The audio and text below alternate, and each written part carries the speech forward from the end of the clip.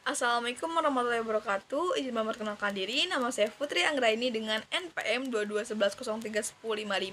Di sini saya akan menjelaskan materi mengenai Al-Qur'an. Al-Qur'an. Al-Qur'an berasal dari bahasa Arab yang asal katanya qara. Al-Qur'an berarti bacaan atau yang dibaca. Secara etimologi, pengertian dibaca bila digunakan kata Al-Qur'annya saja tanpa al di depannya berarti nama bagi segala yang dibaca. Apabila dibaca secara lengkap Al-Qur'an, maka pekerjaannya hanyalah tertuju kepada Allah Subhanahu wa taala. Mengandung mukjizat yang diturunkan melalui malaikat Jibril selama 22 tahun, 2 bulan, 22 hari. Ditulis dalam huruf mu'rab, dimulai dari Al-Fatihah sampai surah An-Nas, berlaku bagi seluruh umat manusia. Al-Qur'an di dalamnya mengandung pokok-pokok ajaran agama Islam, diantaranya al-kanu, al-iman yaitu keyakinan atau keimanan, dua syariah artinya peraturan atau hukum yaitu garis-garis besar aturan perintah dan larangan yang di dalamnya mengandung hukum tentang hubungan dengan Allah. 4. Petunjuk dasar tentang tanda-tanda alam yang menunjukkan eksistensi dan kebesaran Tuhan. 5. Sejarah para nabi dan rasul secara umum terdahulu. Beberapa nama-nama Al-Qur'an sesuai kedudukan dan fungsinya. 1. Qalam berarti ucapan. 2. Alkitab berarti sesuatu yang ditulis. 3. Al-Furqan berarti pemisah. 4. Pembeda atau hak dan batil. 4. Az-Zakar berarti peringatan. 5. Al-Huda berarti petunjuk. 6. Berarti obat penawar jiwa. 7. Al-Kausar berarti cerita-cerita. 8. Al-Mau'idzah berarti nasihat. 9. Ar-Rahman berarti karunia. 10. Al-Mabin berarti menenangkan. 11. Al-Qur'an berarti bagi orang-orang mukmin. Orang-orang yang pertama menulis ayat-ayat Al-Qur'an adalah Zaid bin Thabit dengan media kayu, pelepah kurma, batu tulang unta, papan pelana, kuda dan di atas kulit kayu.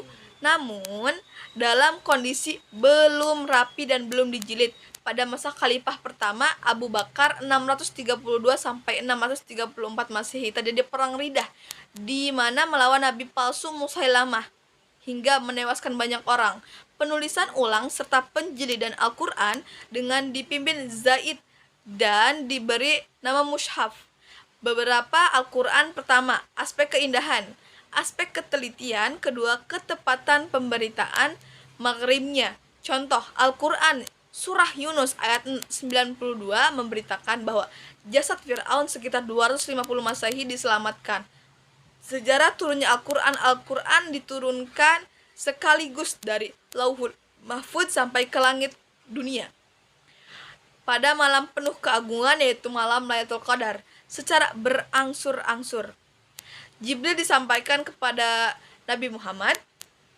Wahyu pertama terjadi pada malam Senin 17 Ramadan 6 Agustus 610 Masehi, ganjil di 10 hari terakhir di bulan Ramadan. Lailatul Qadar, namun menurut Ibnu Abbas, turunnya Al-Qur'an saat Lailatul Qadar yaitu turunnya Al-Qur'an secara keseluruhan 30 juz dan Lauhul Mahfudz ke Baitul, lalu dari Baitul Izza diturunkan kepada Nabi Muhammad SAW secara berangsur-angsur. Ciri-ciri surat atau ayat Al-Qur'an yaitu surat ayat Al-Qur'an Makkiyah, yaitu banyak ayat yang dimulai dengan ya ayyuhan nas, manusia. Setiap surat yang memuat sejarah Nabi Adam dengan iblis, mengisahkan umat terdahulu, dan umumnya surat yang pendek berisikan keimanan. Ciri surat Madaniyah adalah banyak ayat yang dimulai dengan ya ayyuhalladzina amanu, hai orang-orang yang beriman, kecuali satu ayat di surat Al-Hajj ayat 22. 73 surat dibicarakan soal hukum kewajiban akhlak dan suratnya panjang-panjang. Mayoritas utama sepakat.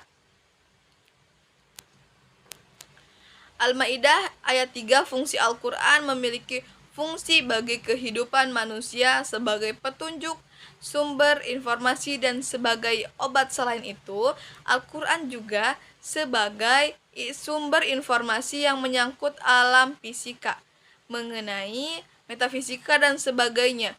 Fungsi Al-Quran sebagai obat bagi hati manusia yang berpenyakitan. Sekian presentasi dari saya, kurang lebihnya saya mohon maaf. Wabillahi taufiq wal hidayah. Wassalamualaikum warahmatullahi wabarakatuh.